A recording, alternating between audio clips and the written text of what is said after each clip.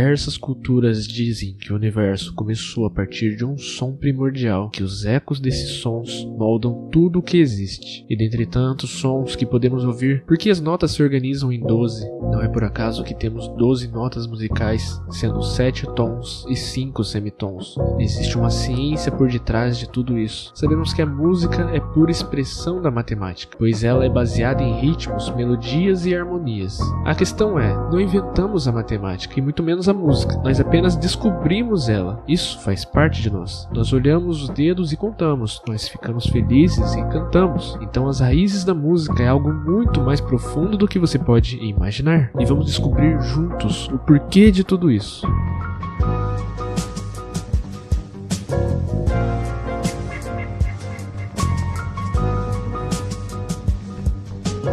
Para descobrir o porquê existe essa quantidade de notas, e dessa maneira, e de não outra forma, vamos entrar no fundamento da música. Então teremos que voltar para a época de Pitágoras. Pitágoras descobriu que ao utilizar uma corda para gerar um som e pressionando ela ao meio, você poderia obter outro som, porém mais agudo do que o outro. Utilizando o instrumento que ele inventou chamado monocórdio, ele poderia pressionar a corda em pontos específicos para obter outros sons do instrumento. Ele utilizou das frações para dividir a corda em determinados pontos, como ao meio, e encontrou o chamado oitava. Percebeu que esse som emitido era igual ao primeiro, porém mais agudo. Ao tocar os dois juntos, eles soavam de forma agradável. Então Pitágoras considerou eles harmônicos. No instrumento de corda, a corda vibra numa velocidade que é proporcional à tensão da corda e inversamente proporcional ao seu comprimento e diâmetro. No instrumento de sopro, é o ar que vibra, em velocidade inversamente proporcional ao comprimento do instrumento. Quanto maior, mais grave será o som. Quanto menor, mais agudo será o som. E, proporcionalmente, à velocidade do ar colocado dentro do instrumento. Quanto mais velocidade, mais agudo. Essa velocidade de vibração, ou de uma forma mais exata, a quantidade de ciclos, vibrações, por segundo,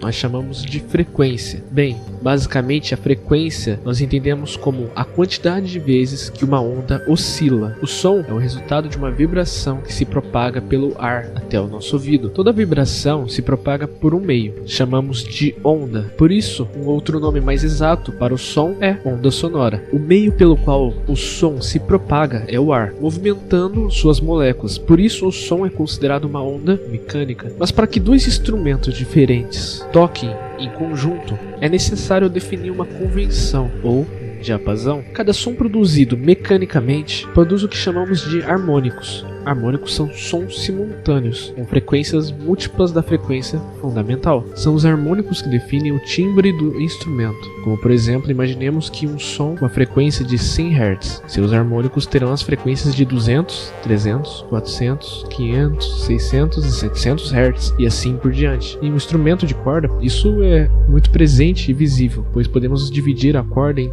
2, 3, 4 e 5 partes iguais, e temos o som respectivo de cada um dos harmônicos.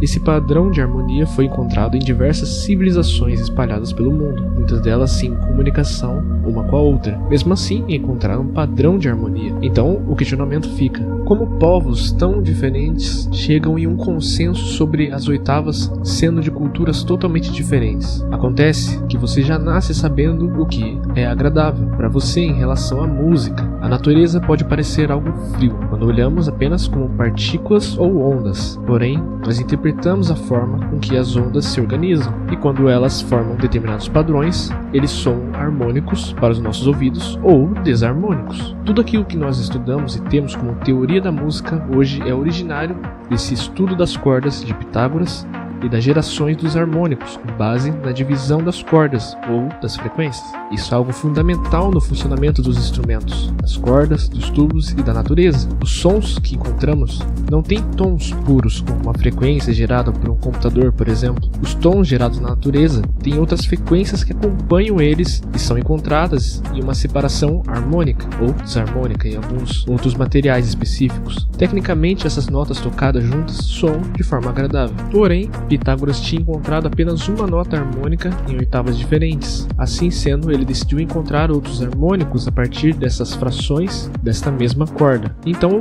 ele buscou outras notas que sejam harmônicas para completar este intervalo. Utilizando das frações, ele encontrou outras notas. Uma das notas que ele encontrou foi dividindo em 2/3, que ele encontrou a quinta perfeita, que é a ressonância mais natural possível. A música das esferas toma literalmente com a ressonância orbital de Plutão e Netuno. Ao se formarem em torno do Sol, as distâncias orbitais dos planetas criam uma relação musical, pelo menos de acordo com a NASA. Agora que descobrimos mais uma nota, basta multiplicar a frequência dela por 2 ou dividir para obter essa mesma nota uma oitava acima ou uma oitava abaixo. Multiplicando e dividindo pela fração da quinta, nós podemos conseguir outras notas. Repetindo esse processo, podemos conseguir todas as outras notas que precisamos para preencher nossa escala. A vírgula pitagórica é a pequena diferença entre 12 quintas perfeitas e 7 oitavas. Em outras palavras, se você tomar qualquer nota e aumentá-la 12 quintos, você pousará quase exatamente em uma nota que está 7 oitavas acima dela. A diferença é chamada de vírgula pitagórica. O ciclo anual da Terra ecoa esse fenômeno, em comparação com os graus de um círculo. Vamos observar esse processo de forma circular, como em um relógio, para ver como obtemos essas 12 notas seguindo a separação de uma forma harmônica. Nesse caso, não precisamos multiplicar vezes 2, pois apenas aumentaria uma oitava da mesma nota. Nesse caso, nós queremos criar novas notas a partir dessa fração de 2/3, para obter as quintas posteriores e assim gerar novas notas. Assim, nós podemos gerar uma escala de 5 notas totalmente harmônicas e outra escala de 7 notas totalmente harmônicas. Percebemos que essa junção dessas duas escalas teremos uma escala de 12, basicamente, porque é o que a gente chama de escala cromática. Um artigo de 2003 de cientistas do Departamento de Neurobiologia e Centro de Neurociência Cognitiva de Duke University, eles gravaram centenas de pessoas falando em diversos idiomas e dividiram as gravações e analisaram o espectro das frequências. Eles encontraram um padrão de harmônicos em nossas vozes que funciona da seguinte maneira. Este gráfico mostra uma série de distintos picos que se alinham com todas as proporções consonantes, incluindo algumas proporções um pouco menos consonantes, e assim formando uma escala de 12 tons. Isso demonstra que as nossas vozes incluem sobretons que se alinham de maneira simétrica, com a escala de 12 tons, quando visto de perspectiva do pico mais forte. Então nós percebemos que essa é uma base natural. Basicamente, essa estrutura de 12 tons, de 7 notas principais e 5 para preencher essa escala é algo natural, que nós observamos isso na natureza, na forma com que os objetos ressoam de maneira harmônica e criam essas escalas. Basicamente isso já está presente na nossa voz, já está presente na natureza e é algo inerente ao que tudo que existe, porque se você observar na base dos átomos, você terá 7 camadas, as cores, 7 cores do arco-íris. Então, tecnicamente, o 7/12 que tanto comentamos é algo científico, comprovável, e essa é mais uma forma científica de se demonstrar isso, mostrando que, respectivamente, cada uma das 12 representa uma emoção e a maneira com que tocamos elas cria aquilo que nós podemos ver e sentir.